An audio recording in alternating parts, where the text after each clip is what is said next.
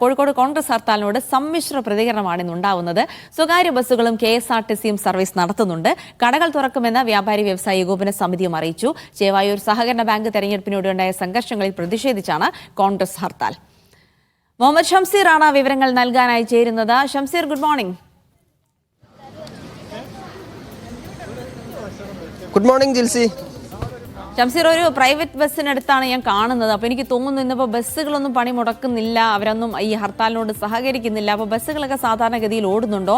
പിന്നെ ഇന്ന് ഉച്ചയ്ക്ക് ഭക്ഷണം കഴിക്കാൻ പുറത്തുനിന്ന് കടകളൊക്കെ തുറക്കോ, ഹോട്ടലൊക്കെ തുറക്കോ എന്നുള്ള കാര്യം അറിയണം. ഓട്ടോറിക്ഷകളൊക്കെ ഓടുന്നുണ്ടോ തുടങ്ങിയ കാര്യങ്ങളൊക്കെ അറിയണം. എങ്ങനെയാണ് ഇന്നത്തെ ഹർത്താൽ പുരോഗമിക്കുന്നത്? ഇന്ന് സമാധാനമായിട്ട് പുറത്തിറങ്ങിയ കാര്യങ്ങളൊക്കെ നടക്കാൻ പറ്റുന്നൊരു ദിവസമാണോ?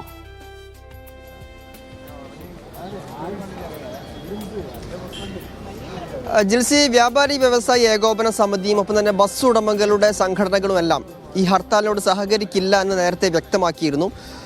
ഞാനിപ്പോൾ നിൽക്കുന്നത് കോഴിക്കോട് പുതിയ ബസ് സ്റ്റാൻഡിലാണ്. പക്ഷേ ഇവിടെ ബസ്സുകൾ ഓടുന്നുണ്ട്, പക്ഷേ എല്ലാ ബസ്സുകളും സർവീസ് നടത്തുന്നില്ല. അത് പക്ഷേ ഈ ഹർത്താലിനോട് സഹകരിക്കുന്നതിൻ്റെ ഭാഗമായല്ല. ബസ് ഓടിക്കഴിഞ്ഞാൽ കൂടുതൽ ആളുകൾ ഉണ്ടാകുമോ എന്നുള്ള സംശയത്തിൻ്റെ പുറത്ത് ചില ബസ്സുകൾ സർവീസ് നടത്തുന്നില്ല എന്നുള്ളതാണ്.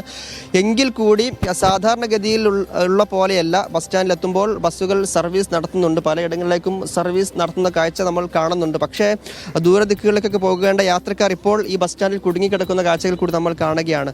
നിങ്ങൾ എവിടേക്ക് പോകേണ്ട ആളാണ്? ഞങ്ങൾക്ക് പേരാമ്പ്ര ചക്കിട്ടപ്പാറ എന്നാണ് സ്ഥലത്ത്. കുറ്റ്യാടി ബസ്സിലേക്ക് കയറാൻ പറ്റുള്ളൂ. അത് ചക്കിട്ടപ്പാറയ്ക്ക് പോകേണ്ട ബസ്സാണ്. ഞങ്ങൾ രാവിലെ കുറച്ചു നേരം ഇവിടെ നിൽക്കുന്നത്. ഇതുവരെ വന്നൊരു കാണുന്നില്ല.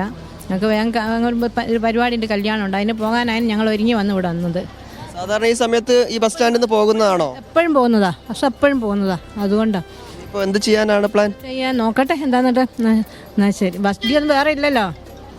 ഇതുപോലെ കുടുങ്ങിക്കിടക്കുന്ന ആളുകളുണ്ട്. ബസ് സർവീസ് ഉണ്ട് എന്ന് പറയുമ്പോഴും ചില റൂട്ടുകളുള്ള ബസ്സുകൾ സർവീസ് നടത്തുന്നില്ല എന്നുള്ളത് കൂടിയുണ്ട്. KSRTC സർവീസ് നടത്തുന്നുണ്ട്. പക്ഷേ ബസ്സുകൾ പൂർണ്ണമായി സർവീസ് നടത്താതിരിക്കുമ്പോൾ ഉണ്ടാകുന്ന ബുദ്ധിമുട്ട് സ്വാഭാവികമായും ആളുകൾക്ക് ഉണ്ടാകും താനും. നിങ്ങൾ എങ്ങോട്ട് പോകേണ്ടതാണ്? നടുവണ്ണൂർ. എത്ര നേരമായി നിൽക്കുന്നത്? ഇപ്പം കാണിക്കുറായി. കിട്ടിയിട്ടില്ല. ഇല്ല. ആ തരത്തിലുള്ള ബുദ്ധിമുട്ടുകളൊക്കെയാണ് യാത്രക്കാർ പങ്കുവെക്കുന്നത്. ഇപ്പോൾ കാണാൻ സാധിക്കും, ദൃശ്യങ്ങളിൽ കാണാൻ സാധിക്കും, ബസ്സുകൾ സർവീസ് നടത്തുന്നുണ്ടെങ്കിലും പൂർണ്ണമായി എല്ലാ ബസ്സുകളും സർവീസ് നടത്തുന്നുമില്ല.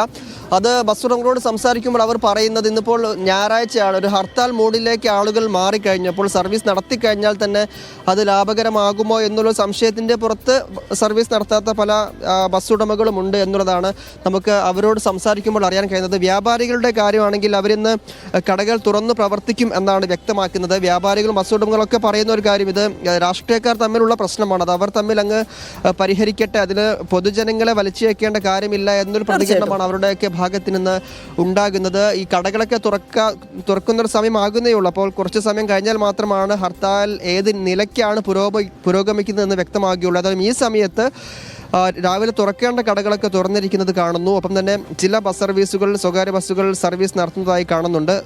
KSRTC പൂർണ്ണമായും സർവീസ് നടത്തുന്നുമുണ്ട്. ജിൽസി.